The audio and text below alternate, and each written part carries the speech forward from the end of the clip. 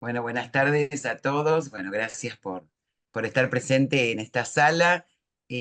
Bueno, hoy desde el Instituto de Derecho Constitucional, que está a cargo del doctor Manili, y el instituto que dirijo yo, que es el Instituto de Políticas de Género, organizamos este encuentro académico que tiene que ver con la presencia de las mujeres en la Corte Suprema de Justicia de la Nación. Es justicia, género y equidad. Es un tema que, bueno, que está en agenda.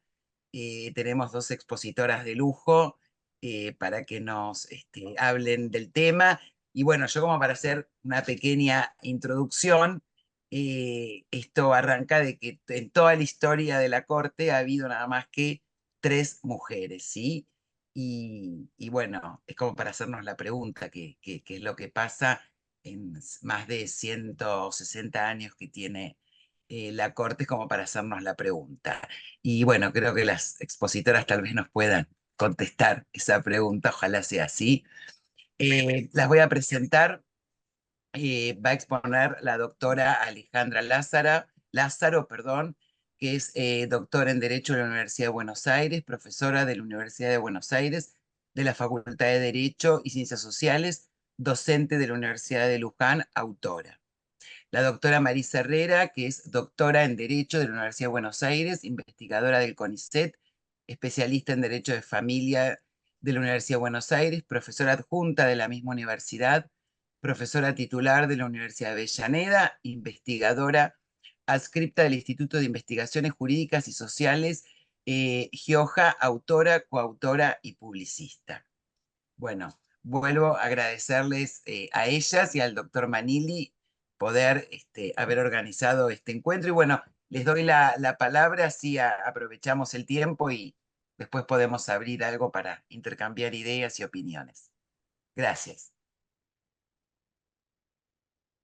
Bueno, si les parece, empiezo yo, entonces, ¿sí? En primer Perfecto. lugar, agradezco muchísimo la invitación, ¿sí? Al doctor Pablo Manili, a quien conozco hace muchísimos años, y como decíamos antes, ¿sí? Nos une una amistad de muchos años, y un placer para mí, además, compartir con la doctora Herrera, a quien no solamente la quiero a ella, sino a toda su familia, ¿sí? Marisa sabe que me une una relación muy especial, ¿sí? Con ella y todo, su marido, sus hijos, toda su familia. Así que agradezco muchísimo que nos invite el Colegio de Abogados de San Martín, Sandra, en tu persona, ¿sí? Y a todos los que han tratado de organizar esto. Bueno, me parece bastante interesante, ¿sí?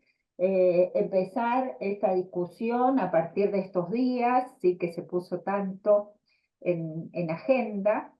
Y me parece que lo que sí tenemos que ir es un poquito a la base de todo esto, ¿no? Que es el derecho de las mujeres a participar tanto en la vida política como pública de los países en condiciones de igualdad que los varones. Eso implica nada más ni nada menos que el ejercicio efectivo del poder, ¿sí? El ejercicio efectivo del poder sin discriminación, ¿sí?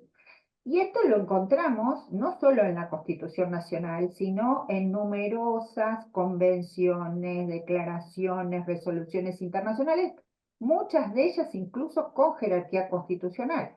Solo para hacerles pero un brevísimo y rápido raconto: Declaración Universal de los Derechos Humanos del 48, la Convención de los Derechos Políticos de las Mujeres en el 52, el Pacto Internacional de Derechos Civiles y Políticos del 66, ni que hablar de la Convención de la CEDAW del 79, que marcó un hito, es una bisagra en la historia de los derechos de las mujeres, la resolución 66 130 de las Naciones Unidas, en la que además se reitera la preocupación por la marginalización de millones de mujeres, reafirmando que la participación activa de las mujeres en un pie de igualdad con los hombres en todos los niveles de la adopción de decisiones es indispensable, no solo para la igualdad, ¿sí? Sino para lograr el desarrollo sostenible, la paz y la democracia, ¿sí?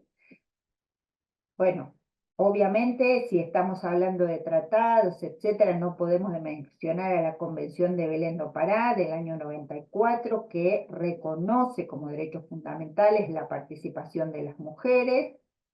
tanto en ámbitos públicos como la igualdad al acceso a los cargos públicos, tanto en el sistema interamericano de derechos humanos como en el sistema universal de protección de los derechos humanos. Carta Democrática Interamericana del 2001, el seguimiento a la Carta Democrática del 2007, en tanto insta inclusive a los Estados miembros para continuar colaborando con la eliminación de cualquier obstáculo que implique una limitación de la participación plena de las mujeres en los procesos democráticos, norma marco adoptada por el Parlatino, que tiene como eje, como centro, las reformas institucionales para alcanzar un Estado inclusivo paritario, estrategia de Montevideo, compromiso asumido, todos estos asumidos por la República Argentina, estamos hablando, ¿no? En la 13ª Conferencia Regional de la Mujer, el proyecto es llevado adelante por ONU Mujeres en torno a las reformas legales en el plano político, cultural, civil y económico, ¿sí? Que promueven la implementación de la paridad representativa en los 3 poderes del Estado: legislativo, ejecutivo y judicial. Y en ese contexto, Argentina avanzó al incorporar acciones afirmativas, ¿se acuerdan? En el año 2001, con la famosa dentro del ámbito de representación del Congreso, con la famosa ley de cupo femenino 24012, y en 2017 con la ley de paridad de género, la 27412. Se establecieron numerosas disposiciones también o políticas públicas en todos estos años, ¿sí? Ni que hablar de la ley Micaela, una ley de capacitación a todos los poderes del Estado, una capacitación obligatoria, además en temas de género y violencia contra las mujeres, en todos los niveles de la administración pública, también en los 3 poderes del Estado. Bueno, en su momento se creó y se elevó al rango de ministerio, el Ministerio de Mujeres, Género y Diversidad, y diferentes medidas además que se fueron tomando, inclusive hasta se han tomado medidas de acción afirmativa en el ámbito del Consejo de la Magistratura, por ejemplo, cuando, luego de pasar los concursos, cómo se deben elevar las ternas, dándole un puntaje diferencial, ¿sí?, a mujeres y a varones, que la verdad este sería un buen tema, ¿sí? Dicho sea de paso, en esto hago como una llamadita al pie de página para irlo mirando, porque he visto que hubo asociaciones de mujeres que dicen que sostienen, ¿sí?, que no se viene implementando esa medida como corresponde. Y si la verdad, yo estoy a favor de esto, obviamente, pero también debo decir que a partir de un estudio que hizo el Ministerio Público Fiscal hace unos años, en el marco inclusive de 3 reglamentaciones diferentes, ellos lo que observaron es que las mujeres, si bien se presentan menos a los concursos y lo hacen más grandes, es decir, la edad en la que se presentan a los concursos son más grandes que los varones, una vez que se presentan, lo que se observa es que tienen más formación académica, con más títulos, ¿sí?, como muy robustos sus antecedentes. También se detecta que son las que sacan los mayores puntajes por encima de varones, pero claro, eso desciende estrepitosamente al momento de ser elegidas, porque solo el 22% de las que logran esos lugares terminan siendo elegidas, ¿sí? Un porcentaje ahí baja ostensiblemente. O sea que sí, esto también es discutible en términos de que como que nos tienen que ayudar, ¿sí? Eh, pero bueno, esa es parte de la realidad y es cierto que hay todo un tema y hay ahora, que quizás, bueno, lo toque Marisa esto, de las políticas de cuidado y la igualdad sustancial que tiene que ver con los roles iguales, ¿sí? Tanto y en la casa como en el trabajo, y terminar con ese estereotipo de la mujer, ¿sí?, en la casa con las tareas domésticas y los varones, ¿sí?, en el trabajo. y de hecho lo vemos en los países más avanzados que esto viene pasando, ¿sí? Em, ¿Cuál es la situación del Poder Judicial de la República Argentina? Bueno, me parece que para hablar de esto, aunque sea muy brevemente, me parece que tenemos que hacer un poquito de historia en términos de que nuestro Poder Judicial obviamente fue, cuando se forma y se va formando, fue eminentemente masculino, ¿sí? Casi les diría hasta principios del siglo XX fue masculino. ¿Pero por qué? Porque la incorporación, ¿sí?, dentro de la profesión jurídica tampoco se daba por parte de las mujeres, ¿sí? Hay una profesora cordobesa que ha estudiado muy bien el tema y que se las recomiendo para quienes quieran ver además un montón de datos, etcétera, que es María Eugenia Gastia Soro, y ella dice, bueno, la verdad es que es en el marco de otros cambios muchísimo más profundos es que empieza también a darse el cambio y la incorporación de la mujer a la profesión jurídica, ¿sí? Cambios sobre todo, les diría, externos al Poder Judicial y obviamente que también internos, porque no hay cambios, sino también se dan en cambios internos. Es decir, no solo la composición de la profesión jurídica era masculina, sino además hay otros datos, ¿sí?, que aparecen en esos estudios, y es que esa composición del Poder Judicial estaba eminentemente conformada por una élite que estaba vinculada al poder político, ¿sí?, lo cual también era otra situación de, entonces, discriminación a las mujeres.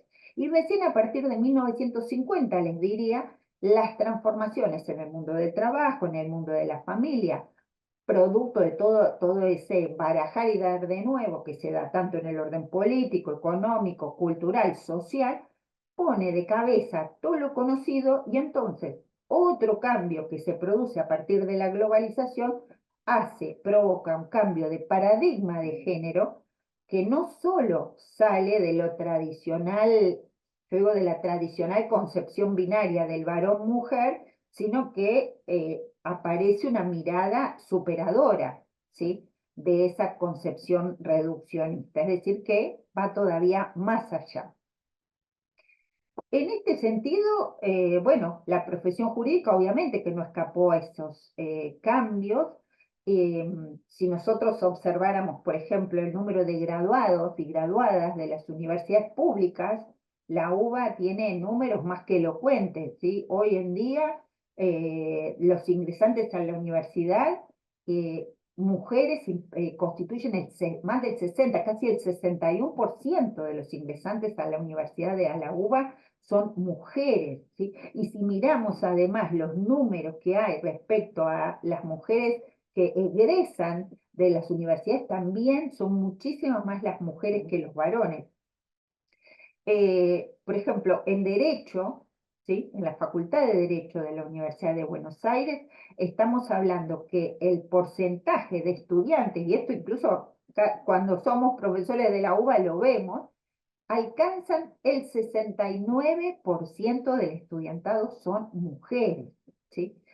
Fíjense que desde 1958 hasta hoy, cuando uno hace, ¿sí?, todo el raconto de cómo fueron modificándose los números, el número de mujeres que entran a la universidad hoy se septuplicó, tiene 7 veces más, ¿sí?, de aquella época, mientras que en el caso de los varones se duplicó, ¿sí? Es, digamos, bastante visible las diferencias.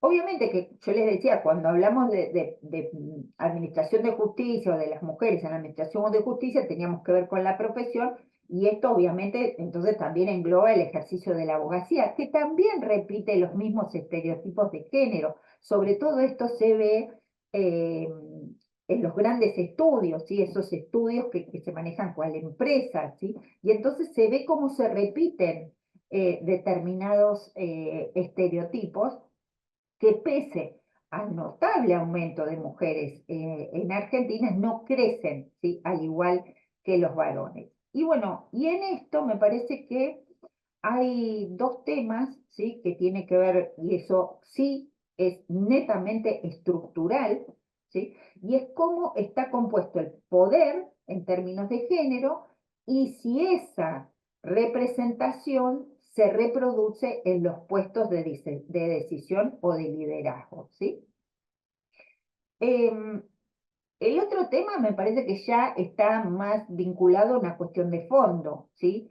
Y es, en el caso del Poder Judicial, es con esa composición, si el Poder Judicial, a partir de sus sentencias, ha incorporado o no un cambio de paradigma, ¿sí? Es decir, esto de que todo el mundo habla de la perspectiva de género, y además se refieren a la perspectiva de género como un concepto nuevo.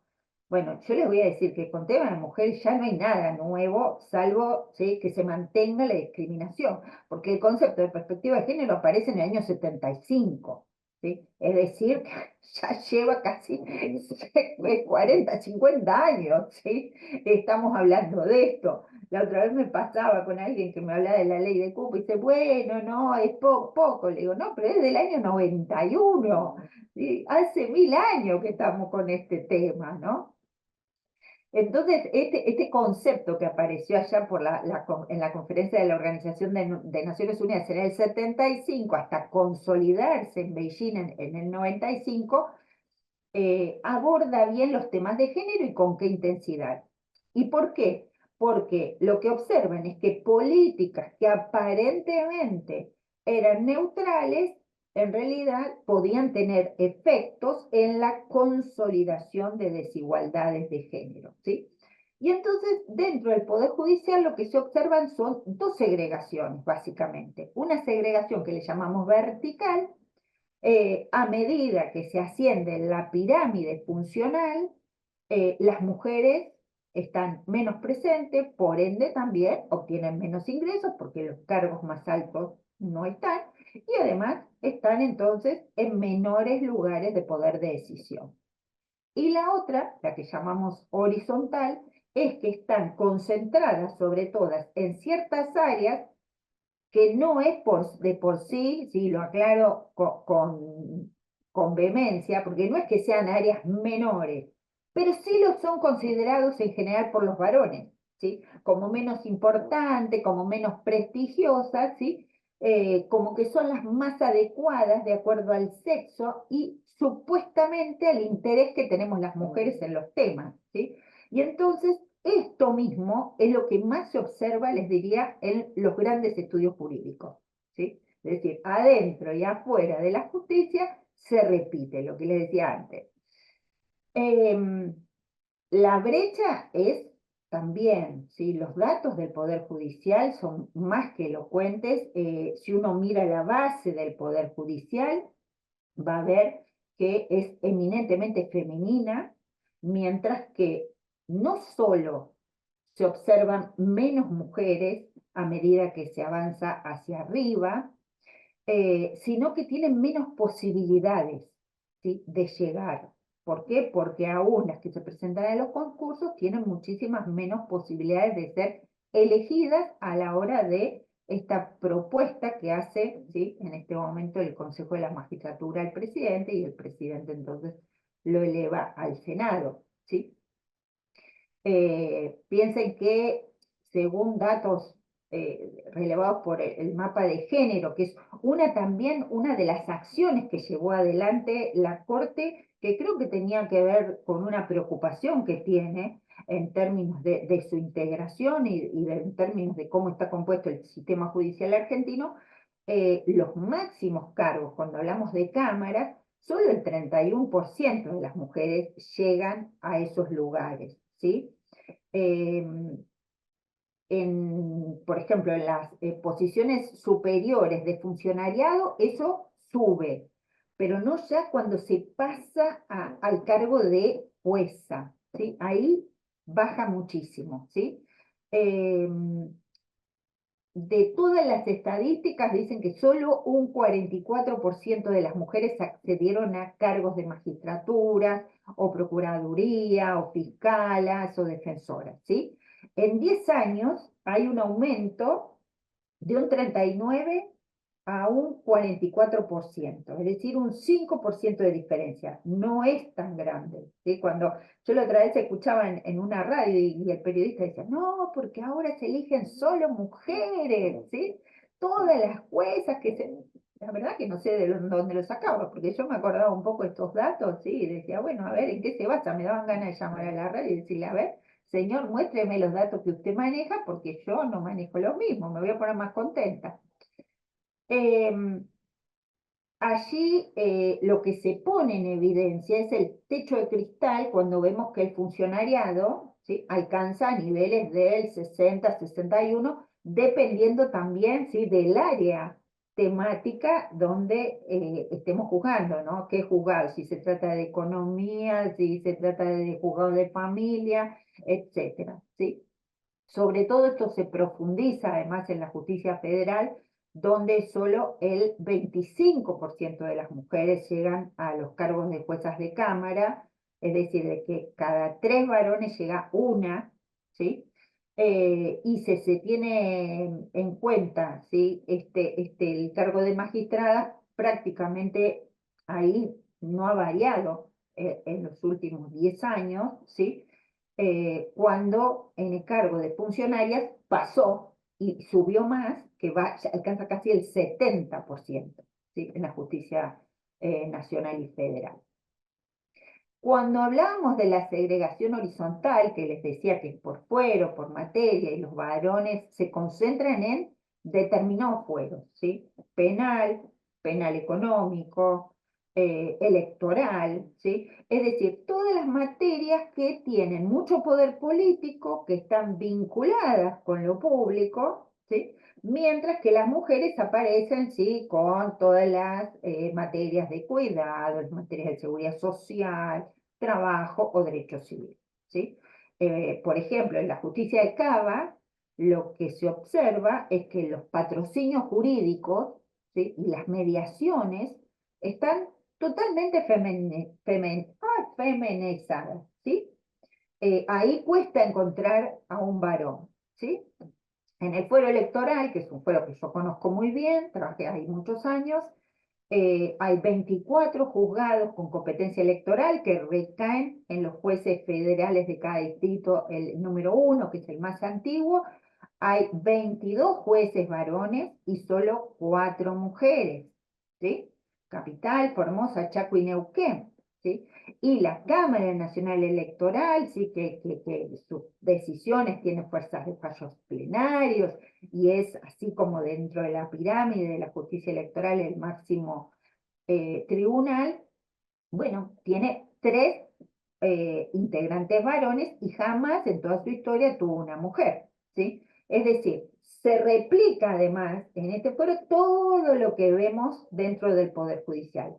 Una base muy ancha de mujeres porque el funcionariado, ¿sí?, si nosotros, por ejemplo, miramos dentro del electoral que les comentaba, pero secretarias administrativas supera el 72%.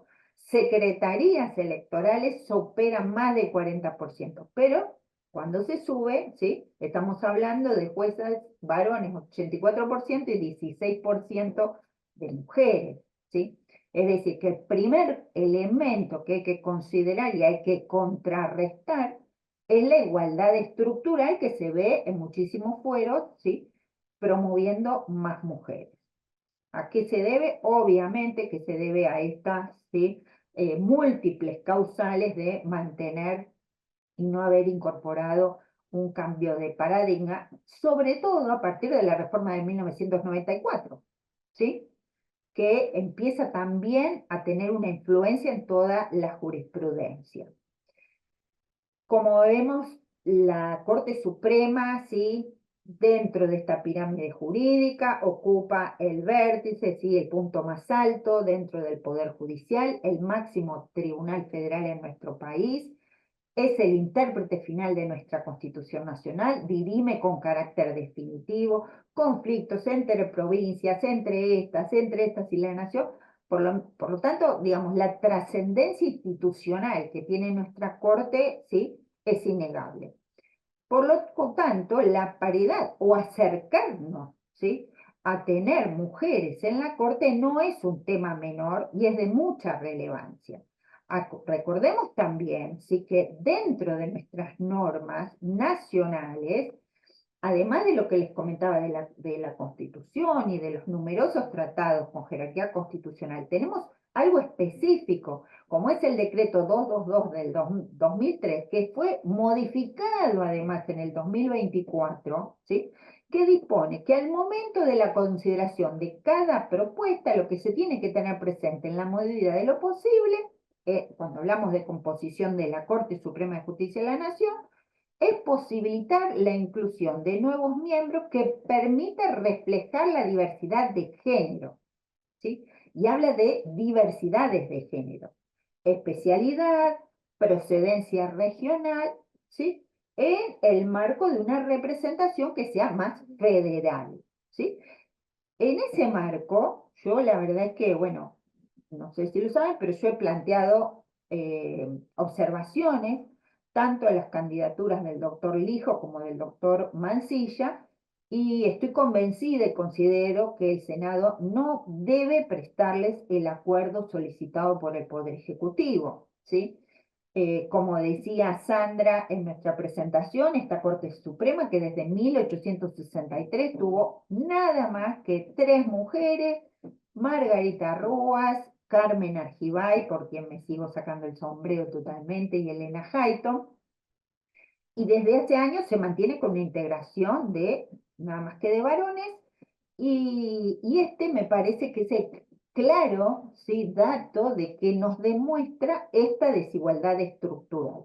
Un tribunal colegiado que estuvo mayoritariamente integrado por hombres, que así se mantiene, cuando es una realidad que hay muchísimas mujeres en diferentes áreas del derecho que tienen méritos más que acreditados para cumplir el mismo rol, ¿sí?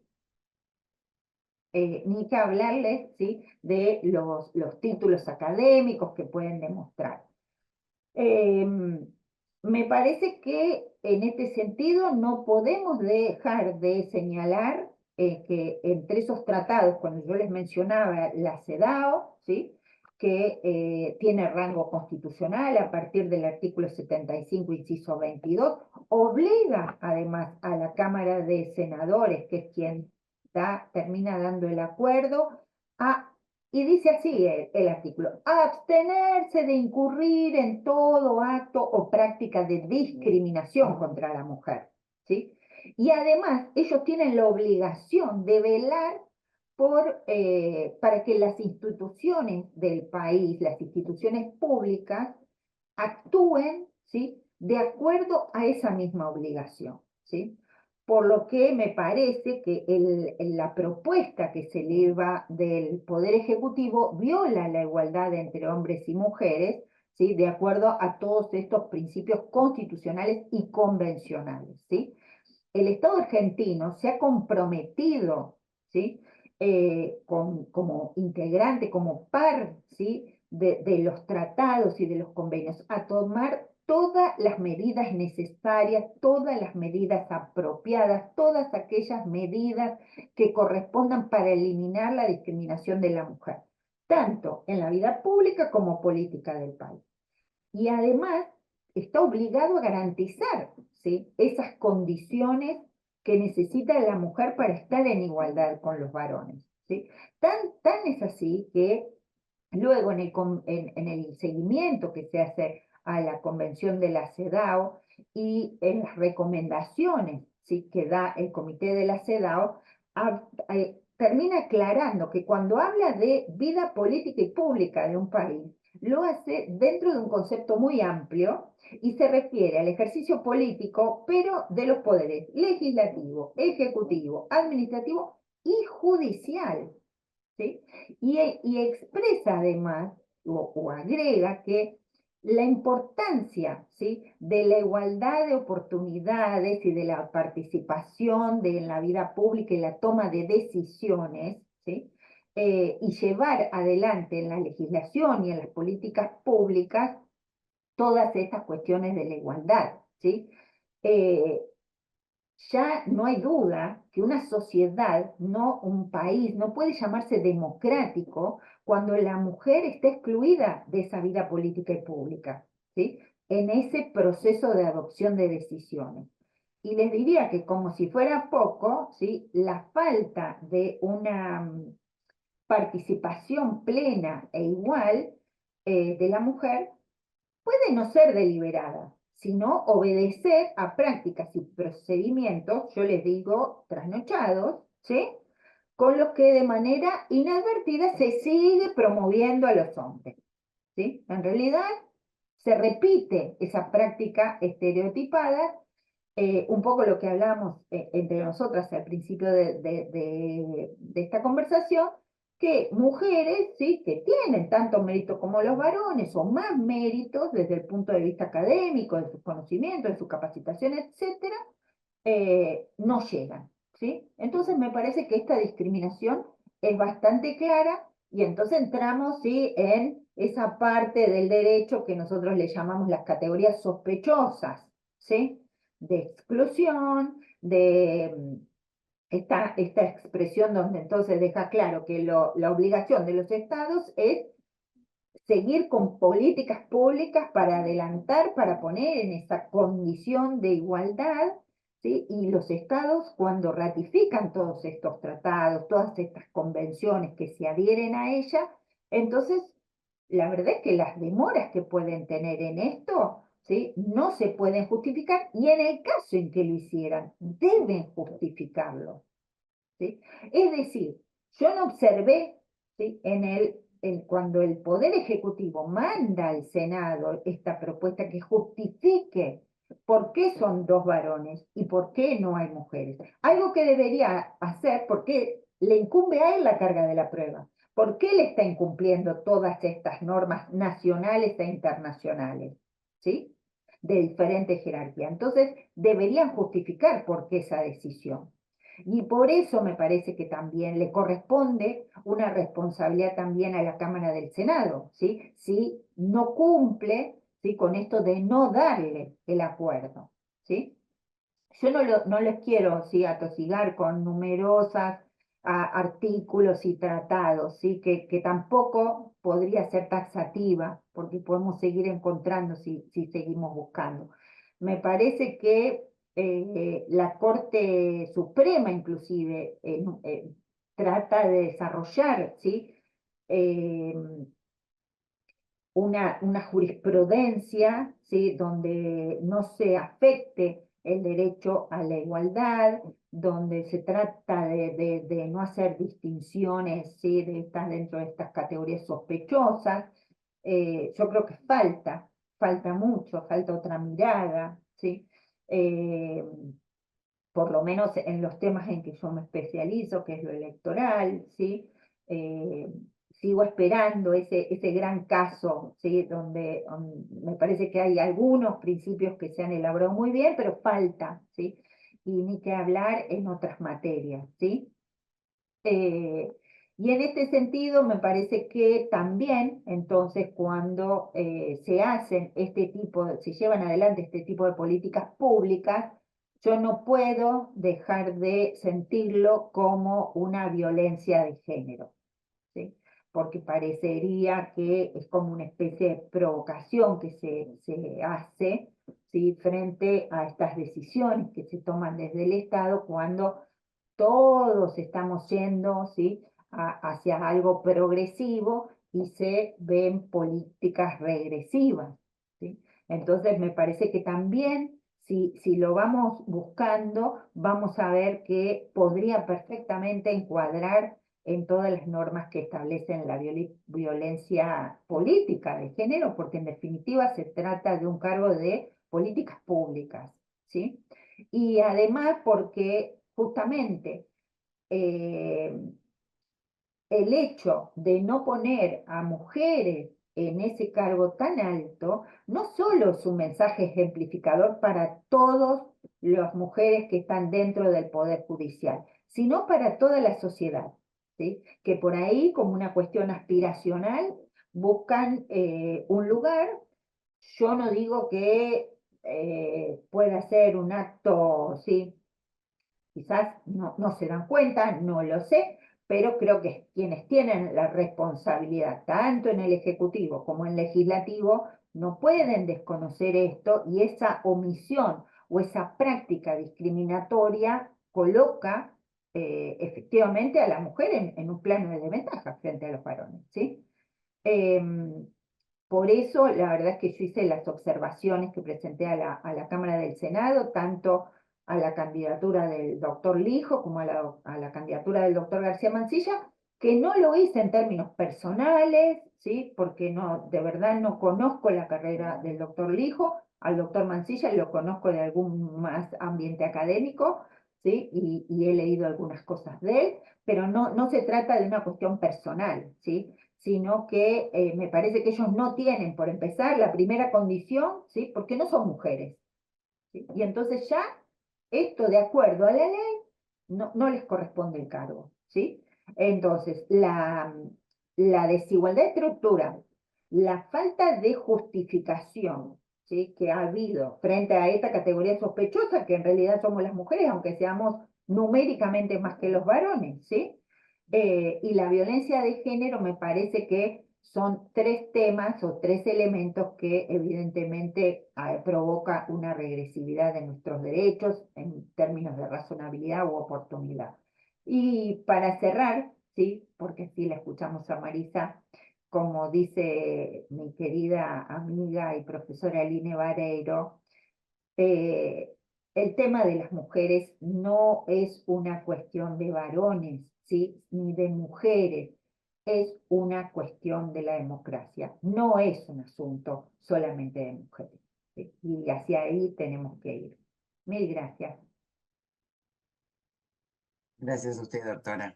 Muchas gracias.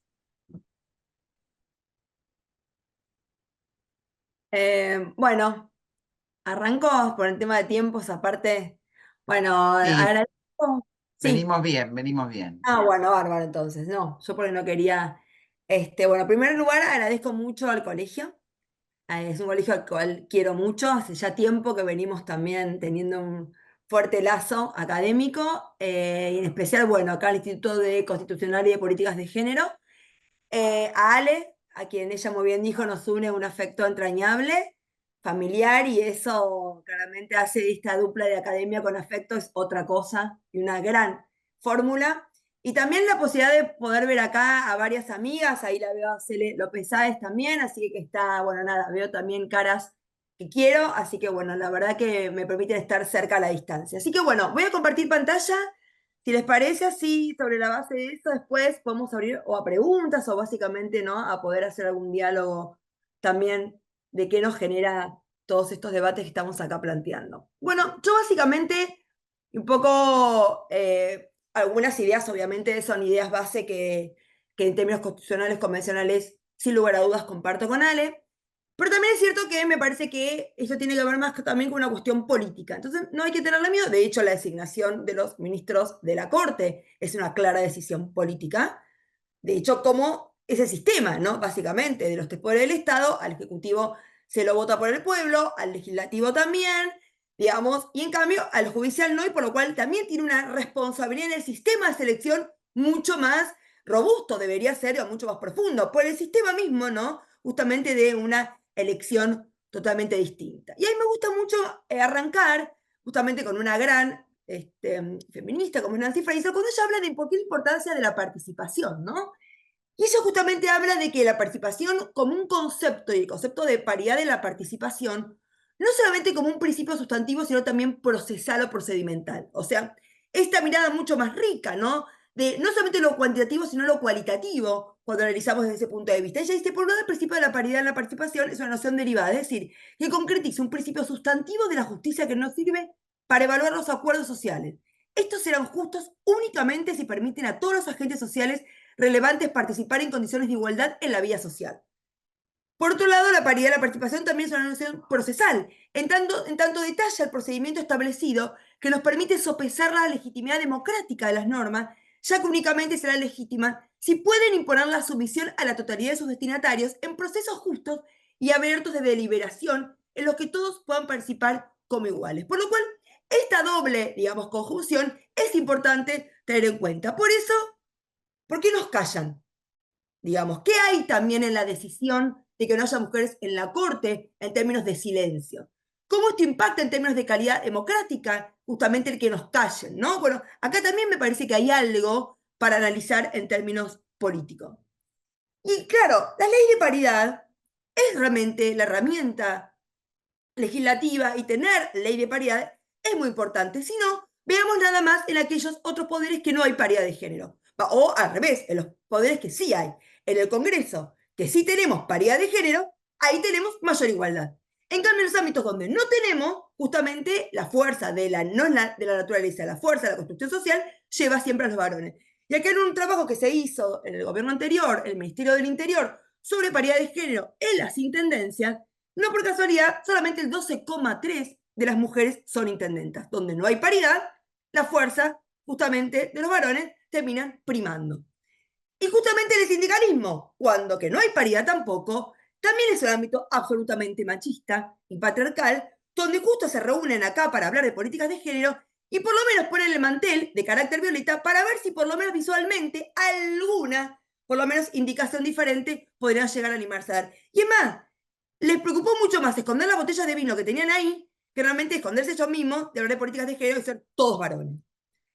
Y además, cuando uno habla de la justicia federal, seguramente estas fotos, si podemos también actualizadas con fotos muy parecidas, como en la semana pasada, las pocas mujeres que vemos ahí, incluso están vestidas distintas, esto pareciera como buscando a Wally, ¿no? Donde hay una mujer, bueno, y la única mujer que había, las pocas mujeres que había, las pocas que son, eran senadoras, tampoco eran, digamos, jueces. Y esta es también la justicia que se va construyendo, ¿no?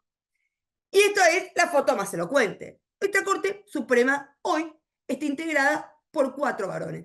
Y no voy a hablar nada más, digamos, no voy acá a hablar de una cuestión clasista también, porque también es hora de empezar a repensarse en términos de clase también, quienes acceden a los lugares en la justicia, ¿no? Pero no voy a estar ese tema acá, que me parece también un debate pendiente que nos debemos, sino lo cierto acá estamos focalizando en la cuestión de género, que claramente no es una cuestión menor.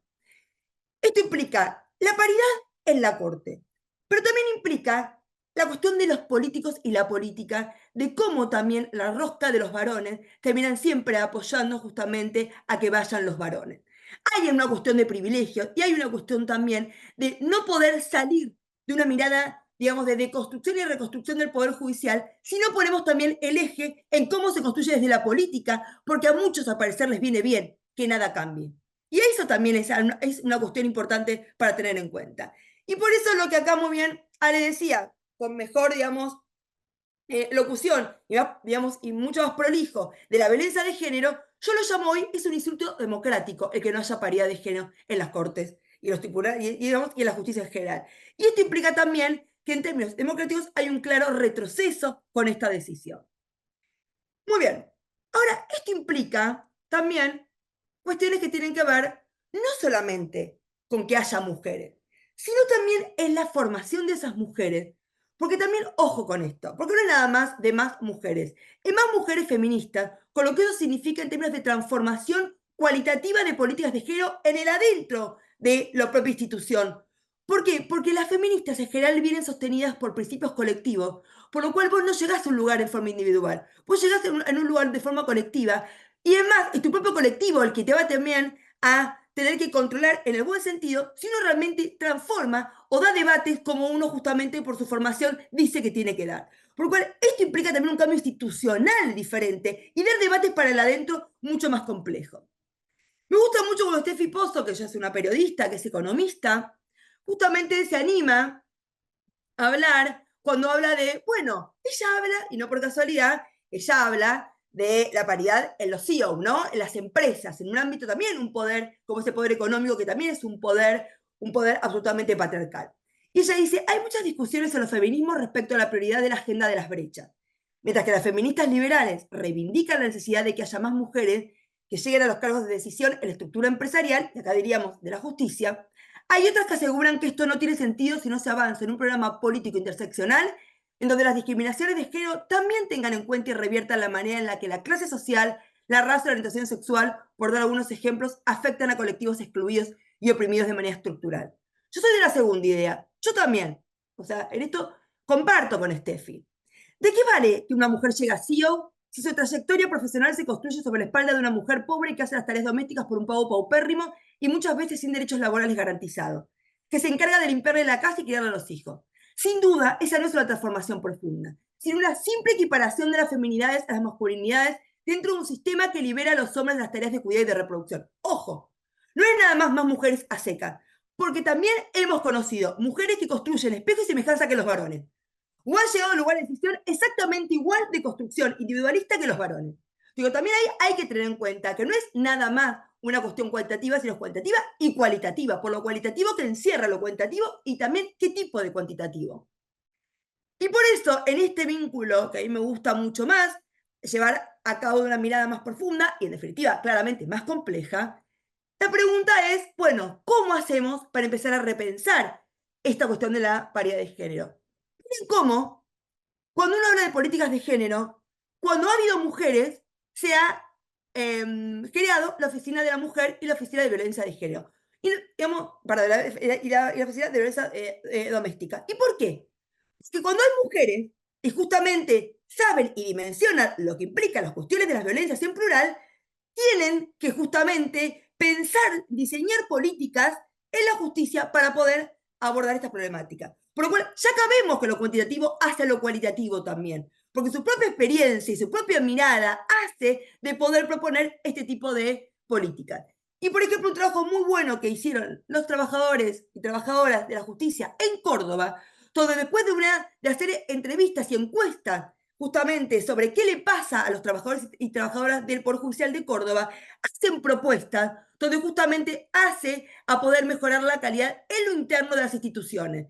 Las licencias por paternidad, justamente todo lo que tiene que ver con licencia por nacimiento, como le decimos hoy en clave igualitaria, las regulaciones sobre todo el tema del sistema de cuidado, el ejercicio justamente de las licencias y cómo se vuelve, etc.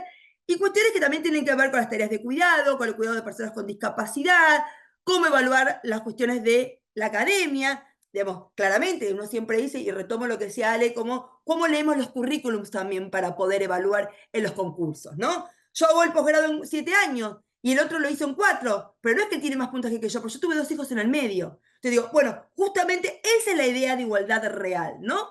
Bueno, y acá justamente lo que tiene que ver, ¿y cómo se capacita? ¿Con quiénes se capacita? Porque también pasa que hacemos enlatado como si fuera todo lo mismo, y en realidad yo hice el curso a Micaela, y en realidad sabemos que no ha derramado una mirada profunda y crítica en el adentro, según qué tipo de temáticas uno aborda, y también con quiénes también se animan a abordar esas temáticas. Es cierto que la Oficina de la Mujer tiene ahora su compendio de perspectiva de género, nuestra, digamos, la Corte de la Provincia de Buenos Aires también tiene sus, digamos, su guía práctica aconsejable para jugar con perspectiva de género, que está muy bien. No voy a hablar de que ahí en San Martín deben conocer mejor que yo la denuncia que acaba de hacer la JB por un juez de familia, por violencia y acoso sexual de un juez de familia, ¿no? Digo también para dimensionar lo que eso significa en términos de calidad institucional, justamente cómo puedo realmente dar un buen servicio cuando tengo personas absolutamente violentas dentro del Poder Judicial, con lo que eso implica en términos de sometimiento dentro también de las propias trabajadoras del sistema. Pero seguimos teniendo claramente este tipo de, digamos, de cuestiones, ¿no? Cuando el año pasado, a raíz del Día del Trabajador, bueno, siguen poniendo esta imagen, y es la Procuración, que tiene justamente una dirección de políticas de género, que son personas, digamos, íntimas amigas, y sin embargo, tuvieron que salir al toque a decir, desde la Dirección de Comunicación Institucional, pedimos disculpas por la imagen publicada por el Día Internacional de las Trabajadoras y Trabajadores del Boletín de Novedades, que reproduce errores y estereotipos y no representa las acciones desplegadas por el organismo de políticas de género. Si esto nos pasa con todos los debates que hemos dado, miren todavía lo que nos cuesta, porque ya uno tiene la mirada agudizada, el ojo está agudizado. Sin embargo, a muchos pareciera que todavía el ojo no se les agudiza, por lo cual todavía esto implica hay mucho todavía para poder transitar. Muy bien. Y esto que muy bien contaba, Ale, el mapa de género, pero yo a esta altura les tengo que confesar que me harté un poquito del yo mapeo, tú mapeas, se mapea, todos mapeamos, mapeáis, todos mapean, y sin embargo la pregunta es, ¿qué hago con ese mapa? Porque si ese mapa me da todos los años igual o peor, entonces, y nada más, yo diagnostico, la pregunta es, para el adentro, ¿qué políticas de acción positiva reales y concretas se llevan adelante para poder cambiar ese mapa? Ese es el problema, porque los datos los tenemos, los números son elocuentes, no hay prueba más elocuente que esto. Y no solamente, como bien dice Ale, la segregación vertical, sino también la horizontal. los que hacemos familia somos un derecho menor, ¿no? Total, somos las cuidadoras, somos las que queremos, o sea, esto de ningunear justamente, incluso un derecho que ha sido el más importante, y eso lo hemos demostrado, con la reforma del Código Civil y Comercial, el tema que más revolución ha traído ha sido, por suerte, la relación de familia. Y también la ley de matrimonio igualitario, identidad de género, técnicas de reproducción. O sea, los principales debates más fuertes que se han dado en la Argentina en los últimos tiempos, que han permitido que la paridad de género tenga un lugar en la agenda pública, ha sido gracias a leyes que muchos ninguneaban. No es el derecho penal, es el derecho civil, básicamente, y el derecho de familias, donde realmente ahí, como dice muy bien Rita Segato, ese es el germen del patriarcado.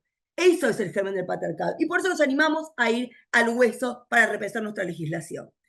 Y tenemos también los superiores tribunales de justicia de provincia, que también acá tenemos algunos que están en falta y también algunos que incluso se animaron a poder revertir esta paridad. Y de hecho se presentó justamente en la legislatura de Córdoba un proyecto que tendría el aval del gobernador de Córdoba, justamente para que haya paridad de género en el Poder Judicial de Córdoba. O sea, como también, digamos, se sigue pensando, porque estos son temas, digamos, son debates que derraman no solamente el término federal, sino también en el ámbito provincial. Argentina sería el único país, digo, Suriname, Barbados, Jamaica, Bahamas, Guyana. Mira la cantidad de mujeres que tienen en sus superiores tribunales, en sus cortes. Argentina hoy es 0 y además tiene una corte muy chica, poco oxigenada, con lo que eso también significa en términos de calidad democrática. Por lo cual, claro, la gran pregunta es el 222 y qué implica.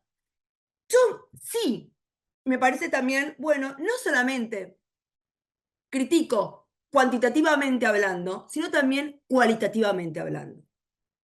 Estoy convencida que ni Lijo ni García Mansilla tienen realmente una espalda, un desarrollo académico, una profundidad de tema, una mirada de qué diseño de política judicial se tiene, sino realmente es más de lo mismo con lo que eso significa. No viene a transformar nada. Y la gran pregunta es, equipo que gana, a mí que me gusta mucho el fútbol, soy cuerva, y, digamos, es lo único que no elegí en mi vida, nací así. Equipo que gana no se cambia y equipo que pierde se cambia. Hace años y años y años el Poder Judicial viene perdiendo en términos digamos, uno podrá decir de calidad democrática o uno podrá decir también de animarse a poder interpelarse de manera profunda. Seguimos teniendo una mirada, digamos, siempre muy tradicional de qué Poder Judicial se tiene. Acá los números, como sabemos, son elocuentes, se lo muy bien dijeron, y se hicieron 2 amparos, 2 rechazos por mujeres. Miren cómo, ¿no? No hace falta nada más ser mujer, sino también mujer feminista, porque si los amparos llegan a la justicia y van 2 mujeres que supone que estarían más atravesadas por lo que les ha costado incluso a ellas mismas poder llegar, uno creerá que tiene mayor afinidad, y sin embargo fueron rechazados. Acá traigo el de Andrés, que es el primero que se planteó, donde me parece muy bien cómo, digamos, se estructura, donde el nudo o el corazón en términos constitucionales es el 16, la igualdad el 37 y el 75 y el 23, son tenidos como los 3 artículos sobre el cual se edifican estos amparos, tanto el de Andrés como el que también patrocina el querido Pancho Barbic. Habla del principio de progresividad y no regresividad, y habla también esta idea de los números, ¿no? En el periodo entre 1863 y 2005 la Corte Suprema estuvo integrada exclusivamente por hombres, la única excepción fue, esto implica que en 142 años solo una mujer integró la Corte Suprema. Estamos viendo, 142 años. Después, esto de un derecho y una realidad muy negativa, que hay que exponerla, porque también eso muestra lo que implica también la gravedad de lo que estamos viviendo, lo que tiene que ver con condiciones, y lo que tiene que ver con condición de su vigencia, y analiza muy bien distintos instrumentos y documentos internacionales, convencionales, que nos permiten poder dimensionar de manera dinámica la interpretación de estos instrumentos internacionales. Y por eso acá no solamente habla, y Andrés también muestra muy bien, el Comité para la Eliminación de la Discriminación contra la Mujer, o sea, básicamente la observación general o finales que ha tenido con la Argentina en el año 2016. Justamente dice, el comité recomienda que el Estado parte apruebe los proyectos de ley que establecen la paridad de género en el Poder Ejecutivo. O sea, cuando nos devuelven, hace una devolución, el comité nos dice que bien Argentina tiene que aprobar estas leyes de paridad. También nos dice el Comité para la Eliminación de la Discriminación, en su resolución 23, expresó en relación al derecho a los cargos públicos y ejercer funciones públicas, también lo dice de manera expresa. En la 33 también habla justamente de lo que tiene que ver con el acceso a las mujeres y por qué también ese acceso a las mujeres no solamente es el acceder, sino también cómo se tramite, cómo es el proceso, donde si hay más mujeres también enriquece a la hora de dar una mejor respuesta en términos cualitativos. Y lo que tiene que ver con ahora, que se está evaluando justo ahora, una recomendación para que sea la observación general número 40, justamente sobre representación igualitaria, inclusiva de las mujeres en los sistemas de decisión, donde también de manera expresa habla del Poder Judicial. Pancho Barbic, el domingo pasado, en el Cohete a la Luna, él saca un segundo trabajo, un poco contando en qué está este segundo amparo, cuando dice el techo de amianto, ¿no? La discriminación estructural. Y me gusta mucho de Pancho cuando él habla de discriminación estructural contra las mujeres y dice, es importante entender que la ausencia de mujeres en la Corte no es un hecho aislado. Forma parte, como adelantamos, de un patrón más amplio de discriminación estructural contra las mujeres en el Poder Judicial. Estos datos revelan, citando la oficina, digamos, este mapa de género, que muy bien habló Ale, revelan la existencia de un evidente techo de cristal. Esto es, la existencia de barreras invisibles, aunque ya no tanto, que impiden a las mujeres ascender a los cargos más altos, a pesar de estar igualmente o mejor calificadas que sus colegas varones. La situación es similar en otros ámbitos, por ejemplo, las universidades, etc. Y dice, este patrón de exclusión tiene consecuencias que van más allá de las estadísticas, afecta la legitimidad y la representatividad de nuestras instituciones, perpetúa estereotipos de género y envía un mensaje desalentador a las mujeres que aspiran a ocupar posiciones de liderazgo. Y cuando habla, bueno, ¿por qué es importante tener mujeres en la Corte? ¿Por qué este esfuerzo que estamos haciendo, digamos, la cantidad de charlas que se están dando, la cantidad, digamos, de personas que fueron al Senado también a exponer, las ONG? ¿Por qué? Porque son muchas las personas que se preguntan esto, especialmente quienes no son abogadas. La respuesta en sí es que sí importa, y mucho. No solo por una cuestión de justicia e igualdad formal, sino porque la diversidad en la composición del máximo tribunal tiene un impacto directo en la calidad de la justicia que se imparte y en su legitimidad democrática frente a la sociedad. Las experiencias de vida, las perspectivas, los enfoques que pueden aportar las mujeres son invaluables para enriquecer el debate jurídico y para abordar de manera más completa y equilibrada los complejos casos que llegan a la Corte. Muchos de estos casos tienen un impacto directo en la vida de las mujeres. El ejemplo actual más claro en todas las impugnaciones constitucionales contra la ley de IVE. Y es fundamental que sus voces y experiencias estén representadas en las decisiones que se toman.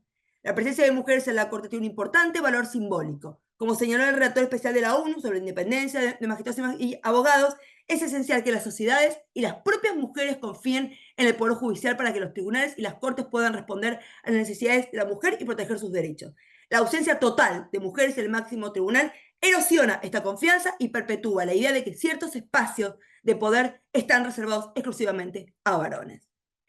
En definitiva, la pregunta es, y esto me gusta mucho que Laura Clérico está pensando, o básicamente ya propone, esta mirada que me gusta mucho cuando dice que los hombres, como en este caso García Mancilla y el hijo, acepten ser candidatos y no bajarse sabiendo que no hay ninguna mujer, también los hace de por sí una falta de aptitud con la Constitución y los tratados internacionales. Porque vos mismo estás avalando que esa Corte no se integre con mujeres. Y esto implica, yo diría, en el ámbito de la responsabilidad, digamos, civil, es un daño in re ipsa, es un incumplimiento de un mandato constitucional in re ipsa porque su propia aceptación implica justamente violar este imperativo constitucional convencional que supuestamente ellos dicen cumplir. Por eso me gusta mucho, ¿cómo hacemos para poder, digamos, hablar de prevención y evitar llegar a esta desigualdad en la pirámide? ¿Cómo construimos igualdad a la hora de formar? Esto, como bien decía Ale, la mayoría son mujeres los que estudian las facultades de Derecho. Y mi pregunta es, ¿cómo creamos, cómo empezamos también a pensar en trayectorias institucionales paritarias? Por eso hicimos un trabajo el año pasado, que es lo que implica justamente este documento rector que hicimos entre varias profesoras de Derecho de universidades públicas, donde hicimos un documento que se llama Transversalizar para transformar perspectivas de géneros y diversidades en la enseñanza del derecho. Y en este aspecto, cuando hicimos esta quinta pieza, porque son como piezas de un rompecabezas para armar, la última pieza implica visibilizar. ¿Qué pasa en nuestras facultades? Y justamente de 26 facultades, 20 respondieron, y de las que respondieron los datos son realmente elocuentes. Cómo son muchas más mujeres que varones a la hora de ser estudiantes, sin embargo, a la hora de ser decanos y vicedecanatos, también vamos cambiando. A la hora incluso de ser docentes, los que son titulares, los que son justamente asociados, y el JTP ya ahí no es profesor, es docente, y ahí ya nos igualamos un poco más, ¿no? Todos los es igual. A medida que subimos en la jerarquía, claramente somos menos mujeres. E incluso los directores de carrera de posgrado por género 68% varones, 33 o 32% mujeres. Y las secretarías, obviamente, 66% mujeres, 34% varones. Digo, esto se replica incluso en las trayectorias de nuestra carrera y cómo también vivimos o también nos conectamos con esta temática desde el vamos o desde el llano. Por eso nosotros formamos parte de la red de profesoras de Derecho de la UBA, que nos hemos juntado al calor del debate sobre aborto del año 2018, donde quisimos visibilizar los números en nuestras facultades, también como una forma también de ir esto de mapear, pero mapear para también poder tener datos fuertes y sólidos para poder también ir y peticionar y también poder ir cambiando esta realidad. Y también es lo que tiene que ver justamente con, nos pidieron en la Facultad de Exactas de la UBA, a la red de profesoras, somos un grupo donde hicimos o acompañamos este pedido que es para que hagan el primer concurso que se haga solo para mujeres. Esto que se llama cuota plena.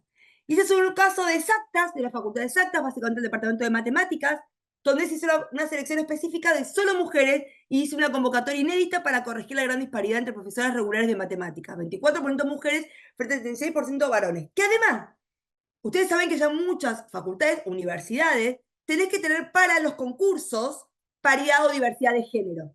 Por lo cual, las pocas mujeres que están en exacta se dedican a ser jurado de concurso. Por ser las pocas que hay que agarrarlas siempre en lo mismo. Por lo cual, no pueden ellas mejorar su trayectoria en la investigación o en la docencia porque tienen que dedicarse básicamente a ser jurado de concurso por ser las pocas mujeres. Miren cómo nos vamos ahogando también las pocas mujeres que hay.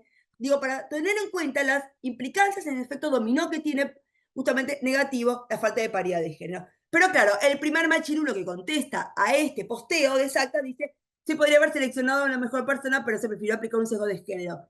Él presume, esta persona, que los varones son mejores. Y la verdad que ahí está un grave problema. Si supieran que muchas veces las mujeres tenemos mejor o somos mejores en nuestra formación que muchos tantos varones.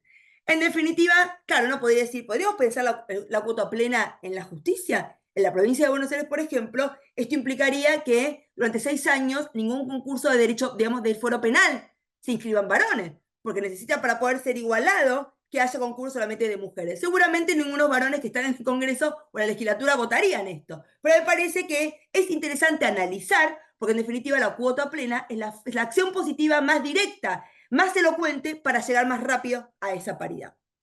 En definitiva, y en este libro muy bien compiló Estela Díaz, que es la ministra de Justicia y Géneros de ahí de la provincia de Buenos Aires, sobre no por qué nos odian, sino por qué odian, porque uno siempre lee rápido y dice, ¿por qué nos odian, no? ¿Por qué nos odian a las mujeres y a las feministas, no? ¿Por qué los gobiernos de derecha suelen odiar a los feminismos?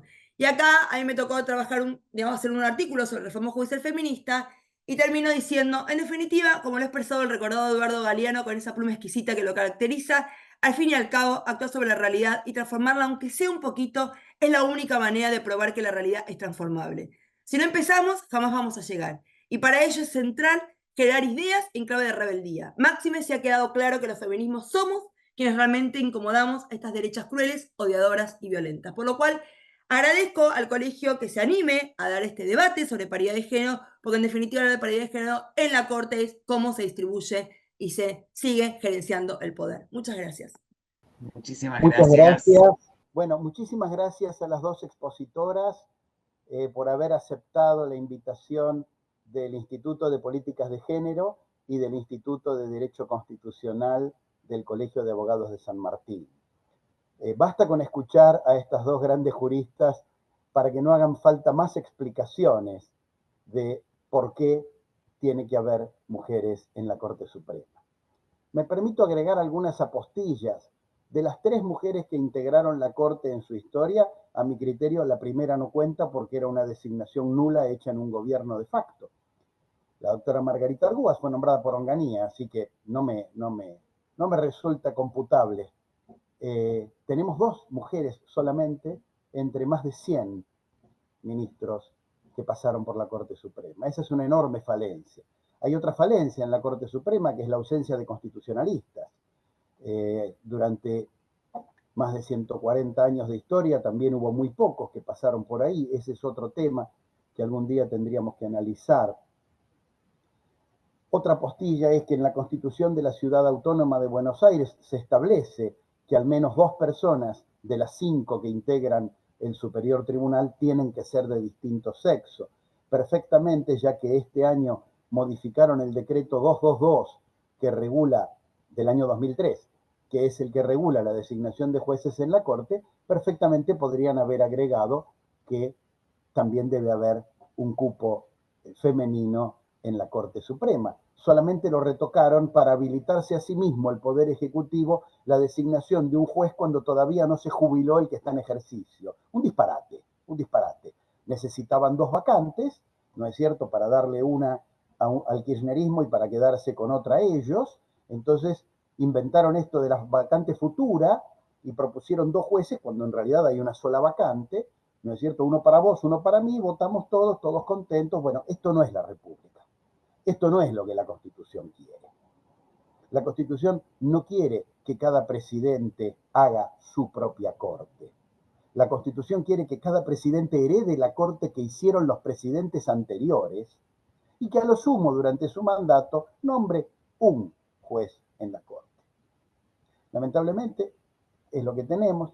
La mayoría de los presidentes argentinos, salvo honrosas excepciones, han intentado designar una mayoría en la Corte, y en esta ocasión, lamentablemente, se ha omitido la cuestión de género. Coincido con lo que decía la doctora Herrera en el sentido de que las personas propuestas no deberían haber aceptado esta proposición, así como en el año 2015 tampoco deberían haber aceptado aquellos jueces que fueron nombrados por decreto en comisión. ¿Recuerdan ustedes? Yo entiendo que quienes quieren ocupar un cargo en la máxima magistratura, tienen que demostrarlo desde antes de asumir que son ciudadanos de la República y de la democracia. Simplemente esto, gracias a todos los asistentes por estar y gracias a las 2 expositoras por sus brillantes alocuciones. Adiós.